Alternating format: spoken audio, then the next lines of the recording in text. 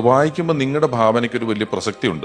ഒരു നല്ല വീട്ടിൽ സുന്ദരിയായ ഒരു പെൺകുട്ടി താമസിക്കുന്നു എന്നൊരു കഥ നിങ്ങൾ വായിച്ചാൽ, ഈ നല്ല വീട് 100 പേര് വായിച്ച 100 നല്ല വീടും 100 പെൺകുട്ടിയുമാണ്. നമ്മുടെ ഭാവന അതിന്റെ കൂട്ടത്തിൽ പോകും. ഞാൻ ഇപ്പൊ ഇത് പറഞ്ഞപ്പോ തന്നെ ഒരു നല്ല വീട്ടിൽ സുന്ദരിയായ ഒരു പെൺകുട്ടി ജീവിക്കുന്നു എന്ന് ഞാൻ പറഞ്ഞാൽ നിങ്ങളുടെ എല്ലാ മനസ്സിൽ വന്ന ഇമേജ് പലതായിരിക്കും. രമേഷ് പിഷാരടിയുടെ ഈ ഒരു വാചകം കേട്ടപ്പോ എനിക്ക് ഓർമ്മ വന്ന ഒരു കാര്യം, ഞാൻ തോമസ് ഹാർഡിയുടെ ടെസ് എന്ന ഒരു നോവല് വായിച്ചു. അതിന്റെ മലയാള പരിഭാഷയാണ് വായിച്ചത്. അതിൽ ടെസ് എന്ന ഒരു കറവക്കാരി പെൺകുട്ടി ഉണ്ട്.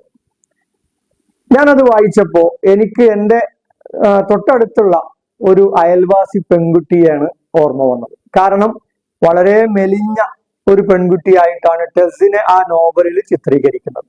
അങ്ങനെ നമ്മൾ ഓരോ കഥാപാത്രങ്ങളെ വായിക്കുമ്പോൾ നമ്മുടെ മനസ്സിൽ ഓരോ രൂപങ്ങൾ ഉണ്ടാകും എന്നുള്ളത് ഇദ്ദേഹം പറഞ്ഞത് വളരെ കൃത്യമായ ഒരു കാര്യം തന്നെയാണ്. അത് വായനയിലൂടെ മാത്രമേ നമുക്ക് കിട്ടുകയുള്ളൂ. എന്നാൽ ഒരു ഫിലിമോ അല്ലെങ്കിൽ ഒരു വീഡിയോ നമ്മൾ കാണുകയാണെങ്കിൽ, അല്ലെങ്കിൽ ഒരു ശബ്ദം കേൾക്കുകയാണെങ്കിൽ, ആ ശബ്ദമായിരിക്കും നമ്മുടെ മനസ്സിൽ പതിയുക, ആ ആളായിരിക്കും നമ്മുടെ മനസ്സിൽ പതിയുക.